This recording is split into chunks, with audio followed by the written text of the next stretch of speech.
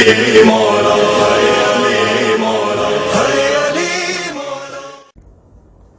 اعوذ باللہ من الشیطان الرجیم، بسم اللہ الرحمن الرحیم، الحمدللہ رب العالمین، وصلی اللہ علی شہنشاہ انبیاء علیہ طیبین الطاہرین المعصومین، خصوصاً علی سر اللہ فی کل موجود و نور اللہ فی کل مشہود، حجت اللہ الموجود، رحمت دارین المحیط بالمشرقین والمغربین، مدینۃ للمثقلین، شریک القرآن، وارث قرآن، مظہر الایمان، کامی الکفر و طغیان، دافع الظلم والعدوان، امامنا و امام الانس والجان، صاحب العصر والامر زمان، اجل اللہ تعالی فرج شریف،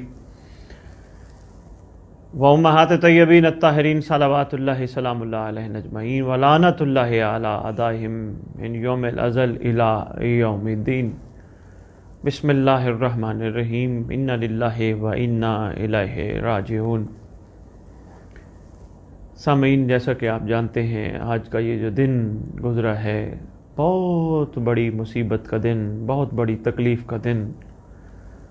آج کا جو دن گزرا ہے یہ ان دلوں سے پوچھئے کہ جن پہ امیر المومنین کی شہادت کا کتنا گہرا اثر تھا۔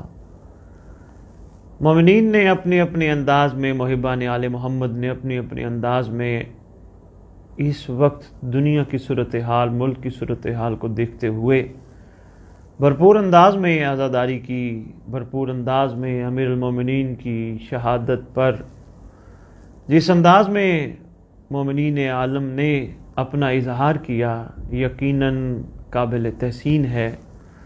اور ماشاءاللہ باہر سے زیادہ گھروں میں، گھر گھر میں آج مجھے پتہ چلا، لوگوں کی طرف سے میسیجز آئے، گھر گھر میں مولا علی کی مجالس، فیملیاں بیٹھ کے آپس میں پڑھ رہے ہیں، گریہ کر رہے ہیں، ماتم کر رہے ہیں۔ حق بھی یہی بنتا ہے، اس سرکار کے کوئی عام ہستی کا نام نہیں ہے یا علی۔ یا علی اس ہستی کا نام ہے کہ جس کو اتنی مختصر سی بات کہوں کہ آج کے دن صرف حسنین نہیں، امت یتیم ہو گئی۔ امت کے باپ ہیں یا علی، آج امت یتیم ہو گئی۔ اور سرکار کی زندگانی کے حوالے سے ظاہری جو ہے، اس میں جب میں دیکھتا ہوں، سرکار کے دور میں تاریخ عرب میں کہیں بھی کوئی ایسا یتیم نہیں تھا کہ جس کے سر پہ یا علی نے ہاتھ نہ رکھا ہو۔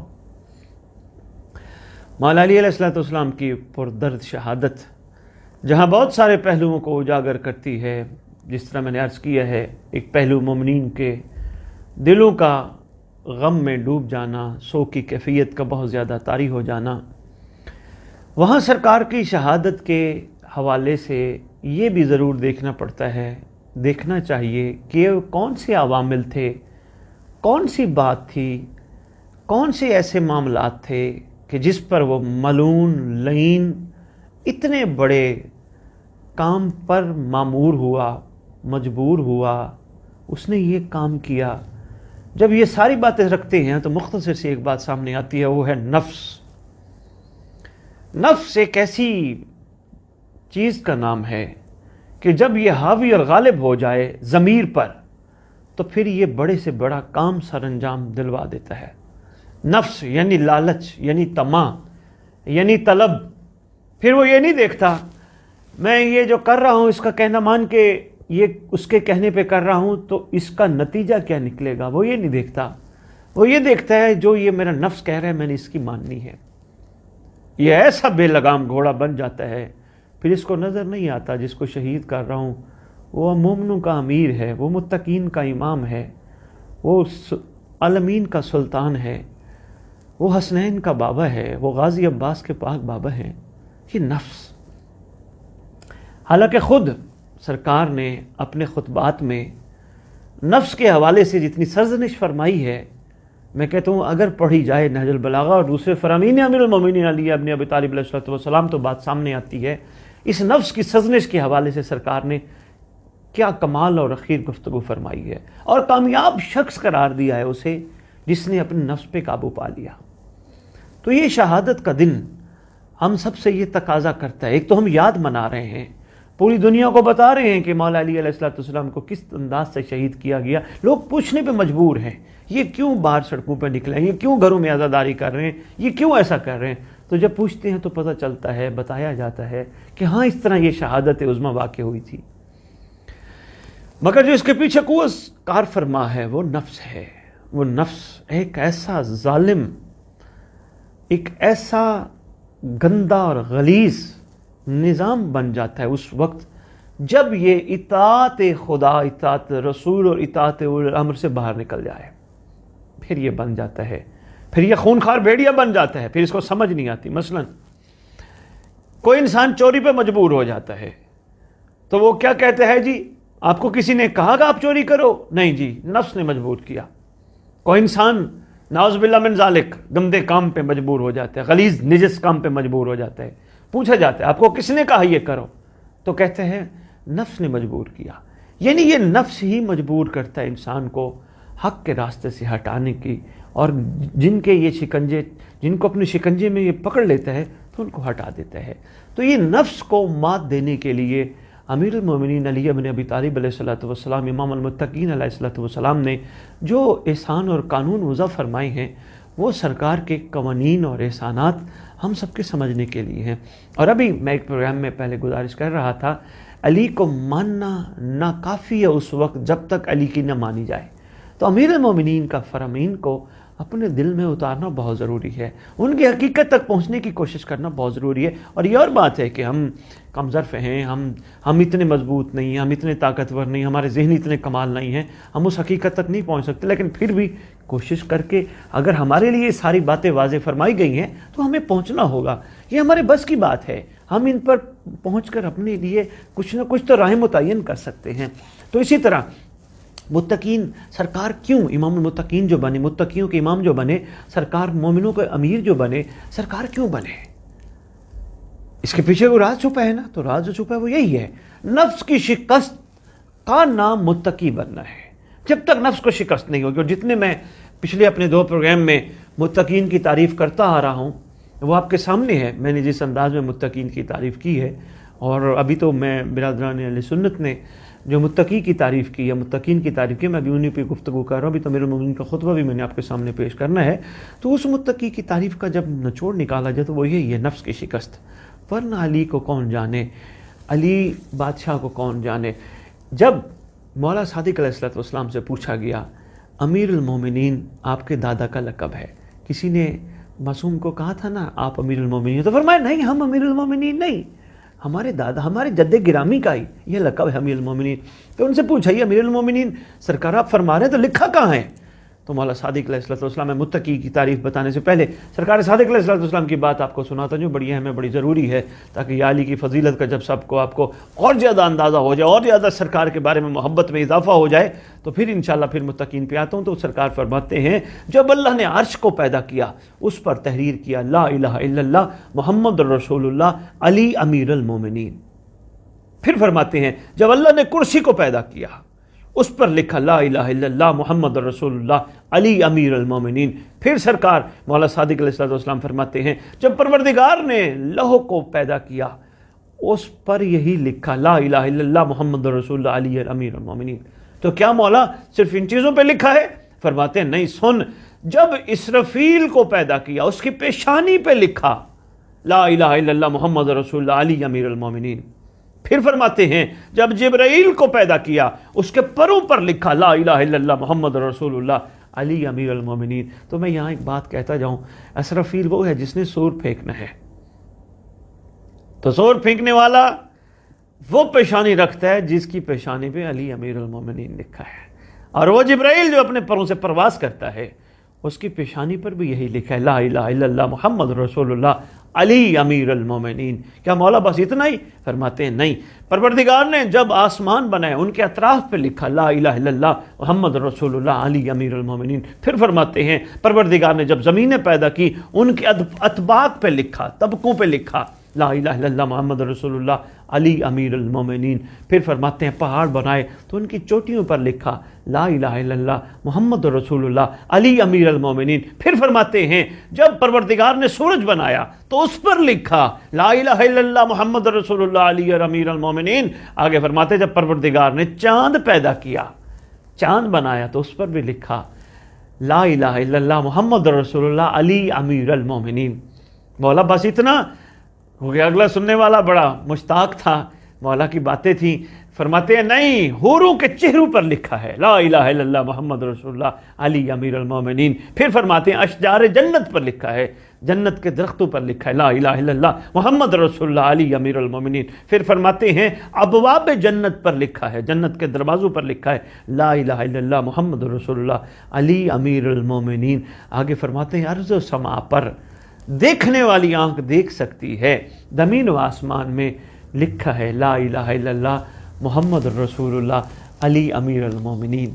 तो वो अली अमीरुल मोमिनीन, वो अली इमाम मुत्तकीन कि जिसने अपनी ज़ाहिरी ज़िंदगी में हमेशा नफ्स पे काबू पाने के खूबसूरत किरदारों के अपने पाक किरदार के ज़रिए इजहार पसंद फरमाया, अपने पाक इजहार के ज़रिए इजहार पसंद फरमाया। तो उन इजहारों में जो सरकार ने खूबसूरत नफ्स खुशी के हवाले से इजहार पसंद फरमाया, वो ये फरमाया हमने दुनिया को तलाक दी है, एक नहीं, दो नहीं, तीन। ये कभी सोचा करें, ये बातें वो हैं सुनते हैं हम, नारों की नज़र कर देते हैं, नारा लगाया और बस बात गई। सोचने वाली बातें हैं। तलाक देने का मतलब है डिस्कनेक्शन। तलाक देने का मतलब है कि मेरा तुम्हारे से कोई ताल्लुक नहीं, तुम्हें मेरे पीछे आने की ज़रूरत नहीं। या अली ने दुनिया को तलाक दी, या अली उम्मत के बाप हैं। मैंने आज अपनी गुफ्तगू के आगाज़ में कहा उम्मत यतीम हो गई, उम्मत के बाप हैं।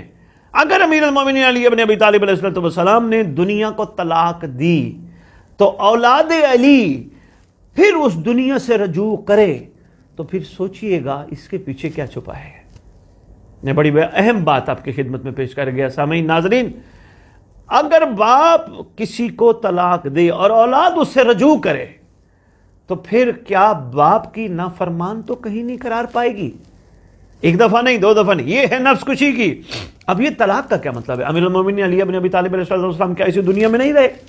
यकीनन रहे। इस तलाक का क्या मतलब था? सरकार ने वहीं रहकर दुनिया से रग़बत नहीं की और रग़बत न करके बताया अगर हम इबादत भी करते हैं तो शौक़ जन्नत के लिए नहीं, लालच जन्नत के लिए नहीं, सिर्फ उनको लायक इबादत समझकर। और ना ही हमें खौफ जहन्नम है, क्योंकि ये जिनके शहजादे जन्नत के सरदार हों, जो खुद जन्नत और जहन्नम के तकसीम करने वाले हों, तो ये एक मयार हमारे लिए, चाहने वालों के लिए सरकार ने वज़ा फरमाया कि आपके लिए भी यही है। वो जो मैंने पहले जुमला अर्ज़ किया था, मुत्तकीन की निशानियों में से निशानी खलूस होता है, तो उसमें ये एक निशानी, भाई जन्नत और जहन्नम की लालच नहीं, जन्नत भी छोड़ दी तो उक़बा भी छोड़ दे, लायक इबादत समझ कर। अगर मौला अली अलैहिस्सलाम फरमा रहे हैं अपने रब की इबादत हम लायक इबादत समझ कर रहे हैं, तो क्या हम मौला अली से मोहब्बत लालच की खातिर करेंगे, या ये है कि चलो जी हमें जन्नत में डाल देंगे, या ये है कि मैं जहन्नम से बचा लेंगे? नहीं, ऐसा नहीं। इन चीज़ों से बाहर निकलिए। बेखलूस वाली इबादत बहुत लाजिम है, इसमें मैंने काफ़ी गुफ्तगू की है। लालच नहीं कि मौला अली से मोहब्बत का यह फ़ायदा हो जाएगा, चलो इनके बेटों के हाथों से जन्नत जामे कौसर मिल जाएगा, जन्नत मिल जाएगी, नहीं। और यह मौला अली की मोहब्बत का यह फ़ायदा होगा, जिसने आमतौर पर एक छोटी सी बात की जाती है कि जी गम हुसैन में रोना रुलाना, शक्ल बनाना जन्नत की ज़मानत है। ये मासूम ने फरमाया, लेकिन हमने इसका मतलब ज़रा सही नहीं समझा, हमने इस पर गौर नहीं किया। हमने सिर्फ यही ज़हन में फोकस रखा, बस रो लिए, रुला दिया हमने, या हमने रोने की शक्ल बना ली, हम पे जन्नत वाजिब हो गई। हमने ये नहीं गौर किया हम रो किसको रहे हैं, हम रो किस लिए रहे हैं, हमारा मकसद क्या है। हमने सिर्फ यही समझा कि हमारे गुनाह माफ़ हो जाएंगे और हमें ऑटोमेटिकली हमारी पॉकेट में, हमारी फ्रंट पेज पे, हमारे फ्रंट हाथ पे हमें जन्नत की टिकट रख दी जाएगी, हमारी पॉकेट में डाल दी जाएगी। भाई आप तो रोए हो, बस अब आपका ये सिला है, ले जाओ। सिले के बगैर इबादत को कमाल इबादत कहते हैं और ये मुत्तकी करते हैं। गम हुसैन में रोना रुलाना ये तो उनका एहसान है, उन्होंने जन्नत अता करके ये फरमा दिया। मगर एक रोने वाले को ये नजरिया जहन में नहीं रखना चाहिए कि मैं ये कर रहा हूं तो मुझे ये सिला मिलेगा। अगर फर्ज करो ये जन्नत ना देते, हमारा रोने का मयार क्या होता, ये सोचिएगा। इस पर फिर मैं किसी वक्त गुफ्तगू करूंगा। अगर ये हमारे लिए इनका सिला, इनके गारे अतर के गिरिए का सिला जन्नत ना देते, शक्ल बनाने का रुलाने का सिला ना देते, फिर हमारा मयार क्या होता। बड़ी अहम बातें हैं, हमारी सोचने वाली हैं, हमें इन पर तवज्जो करनी होगी, फिर हमारा मयार क्या होता। तो बेआई नहीं, सरकार ने फरमाया अगर हमने तलाक दी इस दुनिया को, तलाक मतलब हम दुनिया में रहे मगर हमारी दुनिया में रग़बत नहीं थी, ہم نے دنیا کو نہیں چاہا، دنیا نے ہمیں چاہا۔ دنیا کے پیچھے ہم نہیں بھاگے، دنیا ہمارے پیچھے بھاگی۔ دنیا کو ہم نے اپنی مجبوری نہیں بنایا، دنیا نے ہمیں اپنی مجبوری بنایا۔ یہ سمجھنے والی باتیں ہیں۔ امیر المومنین کے یہ فرامین ہمارے لیے بہت ضروری ہیں، بے حد ضروری ہیں۔ یہ نہیں ہے کہ میں یہ کام کر رہا ہوں تو دنیا کے لیے یہ کام، نو، نہیں فرمایا، نہیں، ہمیں ان سے رغبت نہیں، ہمیں اس دنیا سے رغبت نہیں، ہمارے دنیا سے کیا لینا دینا۔ اور کئی خطبوں میں سرکار نے فرمایا مومن کے لیے دنیا قید خانہ ہے، ہمارے لیے تو مزے کی جگہ ہے، ٹیسٹ فل جگہ ہے، قید خانہ کہاں ہے؟ ماننے والے امیر المومنین کے، امام المتقین کے، اور موج لگی ہے۔ بڑی اہم باتیں ہیں، یہ ہماری سوچنے والی ہیں۔ اس لیے میں گزارش کر رہا تھا، جس والد نے، جس باپ نے جس چیز کو طلاق دی ہو، اولاد اس سے رجوع کرے تو اس کو سوچنا چاہیے کم از کم، دیکھیں یہ ہمارے کرنے والے کام ہم کر سکتے ہیں۔ اور یہ بھی ذہن نشین رکھتے جائیے گا، یقین کیجئے گا، اگر دنیا سے رغبت کم ہو جائے، ٹینشن ختم ہو جاتی ہے، پریشانیاں ختم ہو جاتی ہیں، لمبی آرزویں، پلاننگ ختم ہو جاتی ہیں، پتہ نہیں کن کن چیزوں سے چھٹکارا مل جاتا ہے، نیگیٹو چیزوں سے۔ اگر دنیا کی محبت کم ہو جائے، اگر دنیا کی محبت ہو تو پھر یہ ہوتا ہے کہ ہر خواہش پہ دم نکلے۔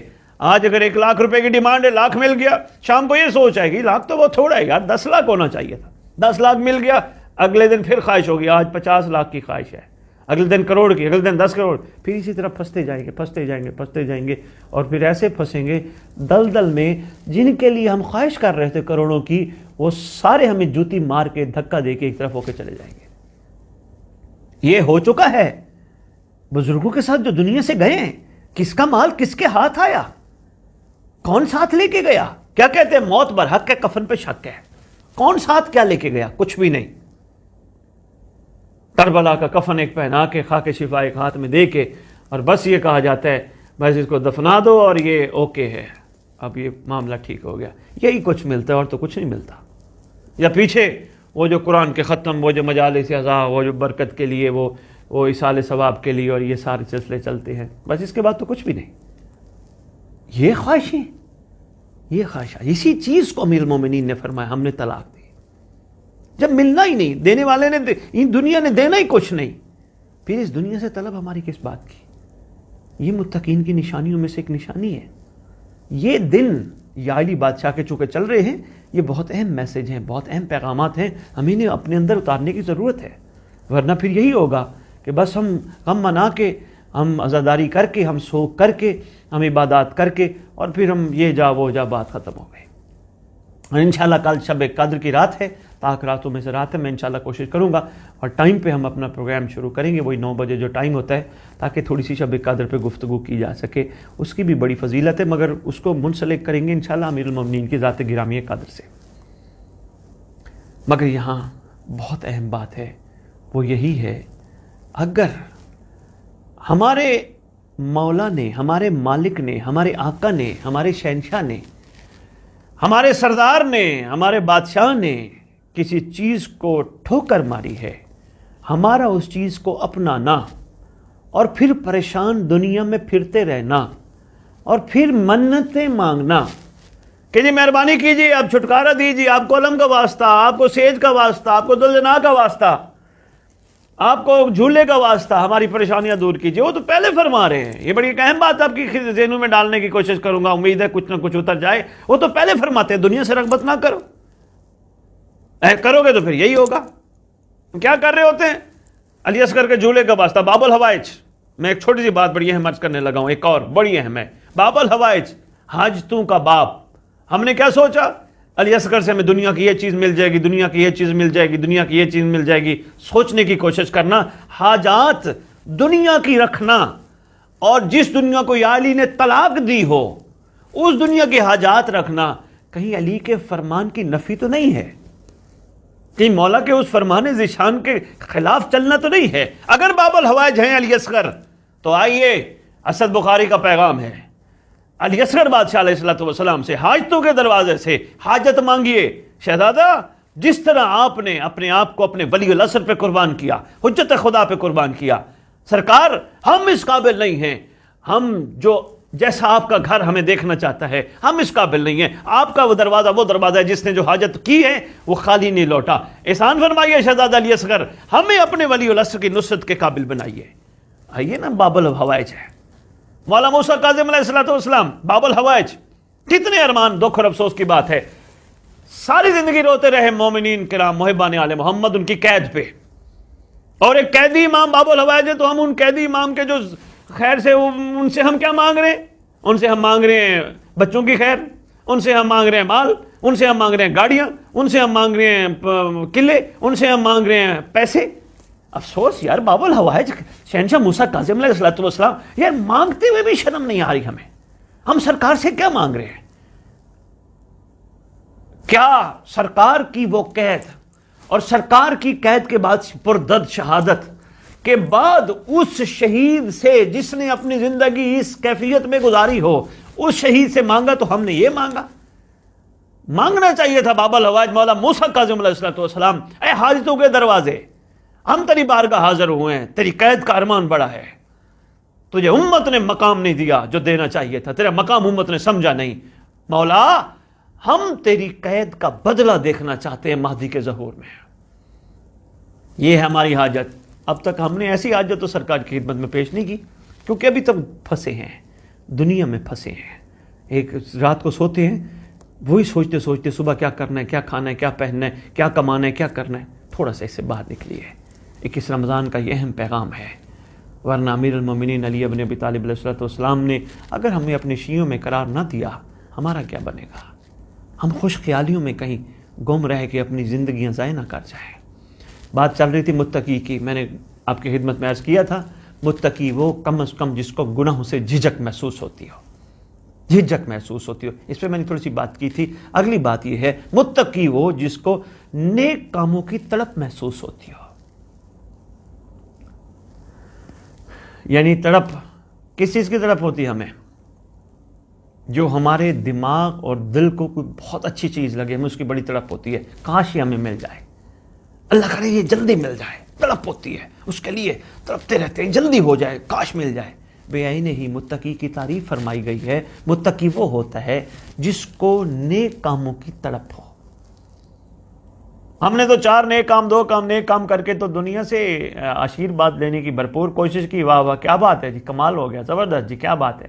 نفس کو خوش کیا نا ہم نے. حالانکہ میں نے کل گزارش کی تھی کہ نیکی کر دریا میں ڈال. متقی کی تعریف. اگلی تعریف تقوی. اچھا چلے سورہ یونس کی آیت نمبر 63 پہ بات کرتا جاؤں. آگے اس میں جو پروردگار عالم ارشاد فرما رہے ہیں، وہ فرماتے ہیں کہ تقوی مومنین کے لیے بہترین لباس، کمال ترین زادرہ ہے. اب یہاں پروردگار عالم نے تقوی کو مومن کا لباس قرار دیا ہے. اب آگے مجھے جب مومن پہ گفتگو کروں گا، امیر المومنین کا ٹاپک شروع کروں گا، وہاں میرے لیے بڑی بات آسان ہو جائے گی کہ مومن بنتا ہی اس وقت ہے جب اس کے جسم پر تقوی کا لباس ہو. تقوی کا لباس یعنی کیا لباس؟ کیسا لباس؟ کون سا لباس؟ لباس یہ کپڑے لباس نہیں، خوبصورت عمل کا لباس. اتنا پیارا زیب تن کیا ہو، آنکھوں میں شرم ہو، زبان میں محبت ہو، زبان میں بدلہ لینے کی طاقت ہوتے ہوئے معافی کی گنجائش ہو، کان سننے کی طاقت رکھتے ہوئے غلاظت نہ سنے، ہاتھ بدلہ لینے کی طاقت رکھتے ہوئے بدلہ نہ لیں، قدم گناہ تک چل جانے کی طاقت رکھتے ہوئے ادھر تک نہ جائیں. پیسے طاقت رکھتا ہے بندہ، جو چاہے خرید لے، جو چاہے کر لے. یہ طاقت رکھتے ہوئے فضول چیزوں کی طرف نہ بڑھنا، یہ بہترین لباس ہے. اپنی شرمگاہوں کی حفاظت کرنا بہترین لباس ہے. یہ کوئی چھوٹی باتیں نہیں ہیں سامعین، یہ معمولی باتیں نہیں ہیں، یہ عام باتیں نہیں ہیں. یقین کیجئے یہ میں وہ صفتیں بیان کر رہا ہوں جو قرآن اور مالک قرآن، وارث قرآن نے اپنے اظہار جو پسند فرمائے ہیں ان کے حوالے سے ہے. یہ تقوی کا لباس اور کمال ترین زادرہ ہے. اب فرما رہے ہیں صرف تقوی لباس نہیں، زادرہ بھی ہے. زادرہ سمجھتے ہیں آپ؟ ماشاءاللہ. یعنی آگے سفر میں کام آنے والا زاد راہ، خرچ ہونے والا سفر میں، استعمال ہونے والا سفر میں زاد راہ، تقوی بہترین۔ اب ایمان سے بتائیے، ایک متقی جس کا زاد راہ ہی یہی ہو، جس نے زندگی میں کوشش کی ہو، کوشش کرتا ہو کہ وہ کسی کا دل نہ دکھائے، کسی کے ساتھ زیادتی نہ کر بیٹھے، کسی کی ماں بہن کے ساتھ زیادتی نہ کرے، کسی کا حق نہ کھائے، کسی کے ساتھ کوئی غلط کام نہ کرے، کیا ایسے کام کرنے والا کیا روز محشر یا علی فخر سے تعارف نہیں فرمائیں گے؟ یقیناً فرمائیں گے، یا رسول اللہ محشر کا میدان ہے، میرا صاحب فخر آ گیا، یہ وہ آ گیا جس نے خالی مجھے مانا نہیں تھا، جس نے میری مان کے مجھے مانا تھا، وہ آ گیا۔ بہترین زاد راہ ہے جس کے پاس زاد راہ۔ مثلاً میں اس کو چھوٹی سی مثال کے ذریعے دوبارہ عرض کرنے کی کوشش کرتا ہوں تاکہ جس ذہن تک ابھی تک میری بات نہیں پہنچی وہاں تک پہنچ جائے۔ کسی بندے نے سفر کرنا ہے لاہور سے کراچی، اب لاہور سے کراچی اس نے جانا ہے، کم از کم اگر ٹرین کا سفر بھی دیکھیں تو 12 14 16 18 گھنٹے کا، تیز ٹرینیں 12 14 گھنٹے ورنہ 18 گھنٹے 20 گھنٹے لگ جاتے ہیں۔ اچھا وہ یہاں سے خالی 2 کپڑے پہنے اور بیٹھ جائے اور ٹرین کے قریب جا کے بیٹھ جائے، یہ زاد راہ نہیں ہے۔ کیا کرنا ہوگا؟ اس کو اپنے ساتھ راشن لینا ہوگا، اس کو اپنے ساتھ پیسے لینے ہوں گے جس سے وہ ٹکٹ خرید سکے، اس کو اپنے ساتھ تھوڑے اور پیسے رکھنے ہوں گے کہ شاید اس کو راستے میں کسی چیز کی ضرورت پڑ جائے، پھر اس کو اپنے ساتھ کپڑے رکھنے ہوں گے، پھر اس کو اپنے ساتھ کھانا رکھنا ہوگا، پھر اس کو اپنے ساتھ کوئی اپنے مطلب اگر موبائل کا دور ہے جو بھی ہے یعنی ضرورت کی چیز سب رکھنی ہوگی، پھر وہ اپنے ساتھ زاد راہ اکٹھی کر کے لے کے کراچی آسانی سے جا سکتا ہے۔ بندہ ٹرین پہ بیٹھ جائے، ٹکٹ نہ ہو، ٹکٹ کے پیسے نہ ہو، کھانے کے لیے کچھ بھی نہ ہو، کیا زاد راہ ہے اس کے پاس؟ کچھ بھی نہیں۔ اگلے دھکا مار کے اتار دیں گے، راستے میں چیک کریں گے، لاکھ کہتا رہے ٹرین میں بیٹھ کے بیٹھنے والا، اور دیکھو جی میں بڑا ملک ہوں، میں بڑا چودھری ہوں، میں بڑا خان ہوں، میں بڑا شاجی ہوں، میں بڑا فلان ہوں، میں بڑا یہ ہوں، وہ کہیں گے سوری ٹو سے ٹکٹ کہاں ہے؟ راستے میں کہے جی میں بھوک لگی ہو، میں بڑا کچھ ہوں، وہ کہیں گے اپنا کھانا کہاں ہے؟ یہ ہے زاد راہ۔ میں نہیں، ہمارا بھی زاد راہ، یہ قرآن کی آیت میں نے آپ کے سامنے رکھی ہے۔ اگر ہمارا زاد راہ ایسا نہ ہوا پھر ہو سکتا ہے ہم سے بھی پوچھ گچھ کی جائے، اور خوش فہمی میں ہمیں بالکل نہیں رہنا چاہیے، کیونکہ یعلی بادشاہ فرماتے ہیں خوش فہمی میں رہنے والا انسان کبھی کامیاب نہیں ہوتا، ہمیشہ اس چیز میں لگا رہتا ہے کہ ہائے کہیں میرے سے غلطی نہ ہو جائے اور میرے سے خطا نہ ہو جائے اور کوئی ہو نہ گئی ہو، کہیں میں مالک کی ناراضگی کا سبب نہ بن جاؤں، ہمیشہ وہ اس چیز پہ فوکس رکھتا ہے۔ یہ نہیں رکھتا کہ نہیں میں نے سب کچھ اچھا کر لیا، میں نے بہت اچھا کر لیا، میں نے یہ بھی کر لیا، میں نے یہ بھی کر، خوش فہمی نہیں، اس چیز میں مبتلا رہتا ہے۔ تو بے عینی ہی مومنین کے لیے بہترین لباس، کمال ترین تقوی مومنین کے لیے بہترین لباس اور کمال ترین زاد راہ ہے۔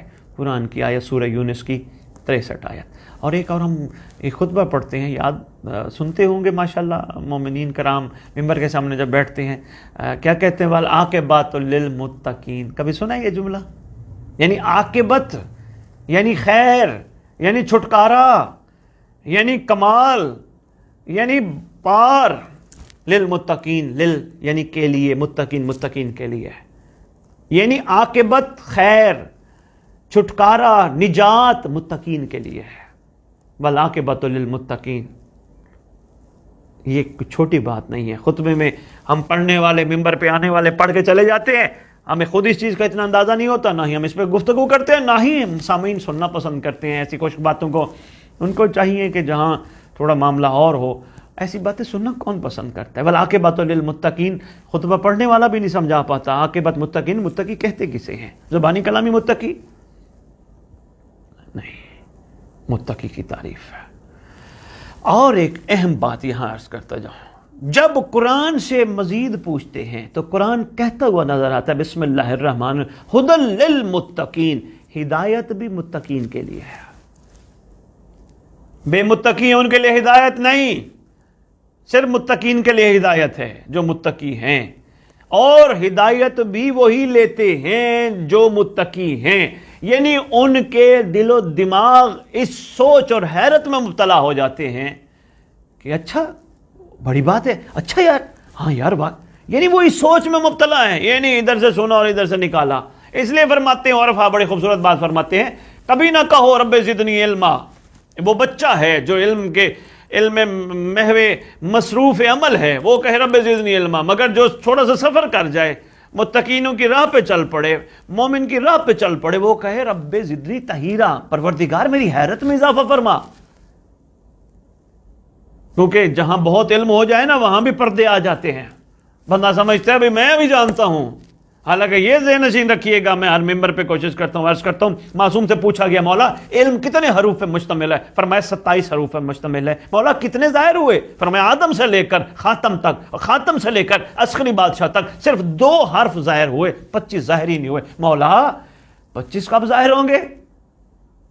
فرمایا باب العلم کا لخت جگر، مدینہ تو العلم کا شہزادہ. جب قائم آل محمد ظہور کرے گا تب 27 حروف کا علم ظاہر ہوگا. ابھی علم ظاہر ہی نہیں ہوا، ابھی صرف 2 حرف ظاہر ہوئے.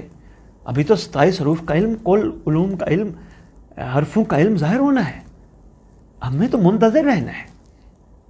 علم بھی بعض اوقات پردہ بن جاتا ہے. جب بندہ دیکھتا ہے نا 4 باتوں کا مجھے پتہ ہے اور باقی جو نیچے بیٹھے ہیں یا سامنے سن رہے ہیں یا وہ تو بیچارے ایسے ہی ہیں نا، یہ ایک پردہ بن جاتا ہے. ویسے بھی میں نے آپ کو کل کے پرسوں کے پروگرام میں آپ کی خدمت میں گزارش کی تھی، یاد ہوگا آپ کو، کہ نیکیوں کے پردے بھی مولا تک پہنچنے میں رکاوٹ ہیں. اور وہی نیکیوں کے پردوں کی ایک مثال میں نے بتائی تھی، جو ہم میں کرتے ہیں. میرا علم، میرا کمال، میری نماز، میرا ماتم، میرا روزہ، میری مجلس، میرا لنگر، میرا میرا میرا میرا یہ بھی پردے بناتا جاتے ہیں اور ہمیں اندازے نہیں ہوتا. پردے بنتے بنتے بنتے بنتے بنتے اتنے پردے بن جاتے ہیں کہ سرکار سے ہم دور ہو جاتے ہیں. اور یہ آج ایک کلیہ دینے لگا، اور جو رسالت کے پلیٹ فارم تھے، اگر کسی کو سمجھ آئے تو ضرور دل میں بٹھانا اور کبھی کوشش کرنا، اس کو مت بھلانا. آپ گناہ کر ہی نہیں سکتے جب تک صاحب و زمان کی آپ پر نگاہ ہو. جب آپ صاحب و زمان کی نگاہ سے ہٹ جاؤ گے پھر آپ گناہ کرنے لگو گے. وہ مولا بڑا کریم ہے.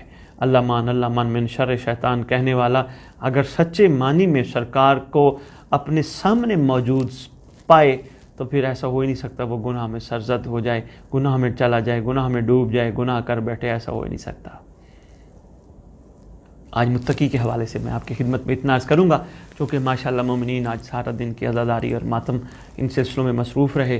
جہاں جہاں تک میرا میسج پہنچے کوشش کیجیے گا، خود بھی ان پہ دوبارہ سنیے گا. کچھ باتیں ایسی ہوتی ہیں جو عطائی بھی ہوتی ہیں، جو آپ کی خدمت میں ہم پیش کرتے ہیں، وہ بولنے کے دوران آ جاتی ہیں سامنے، آپ کی خدمت میں پیش کرتے ہیں. یہ موتی ہوتے ہیں، چن لیا کریں اور ان کو چن کے قابو کیا کریں. انشاءاللہ کل ہم آپ کی خدمت میں دوبارہ ضرور حاضر ہوں گے بفضل خدا، بحکم امام زمان علیہ الصلوۃ والسلام. پروردگار آپ سب کا حامی و ناصر ہو، صاحب و زمان کی آپ سب پناہ میں رہو. اور ہاں، میسیجز میں آ رہا تھا ہمارے لیے دعا کریں، ہمارے لیے دعا کریں. تو اس ضمن میں میں اتنا ضرور کہوں گا، ایک تو یہ آج کا دن ایسا ہے، مولا علی کا تابوت رکھا ہے ہر جگہ پہ، ہر گھر میں، ہر امام بارگاہ میں تابوت رکھا ہے. اور یقین جانیے جب تابوت رکھے ہوں تو وہاں دعا کرنا تو دور کی بات ہے، دعا کا سوچنا بھی عجیب لگتا ہے. جب میں اس کی مثال دیتا ہوں چھوٹی سی. اگر کوئی آپ کے علاقے کا کوئی وڈیرا، کوئی ایم این اے، کوئی ایم پی اے، کوئی منسٹر آپ کا کوئی کام کر سکتا ہو اور اس کے گھر ایک میت رکھی ہو، ایمان سے بتاؤ آپ اس کو کام کا کہتے ہو؟ کبھی بھی نہیں کہتے. کوشش کرتے ہو کہ یہ موقع ہی نہیں ہے کہنے کا.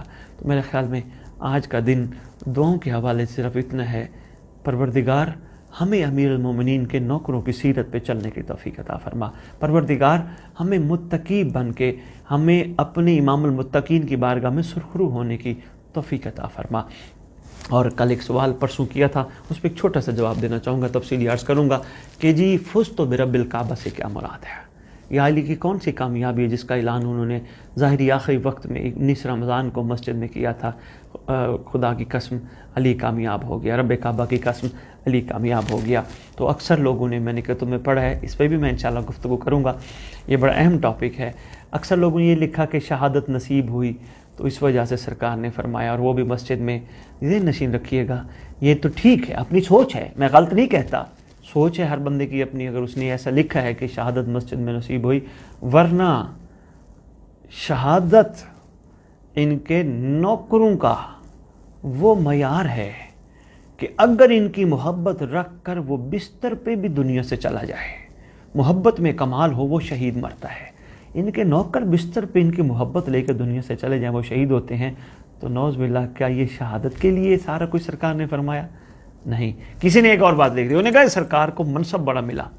بابا نہیں, یہ گھر وہ ہے جو منصب عطا کرتا ہے, یہ بات بالکل نہیں ہے. اسی کے ساتھ اجازت چاہیں گے, اس پہ کریں گے انشاءاللہ گفتگو. پروردگار آپ سب کا حامی و ناصر ہو. اللہم صلی علی محمد و آل محمد وعجل فرجہم بقائمہم عجل اللہ فرج شریف. ہے علی مولا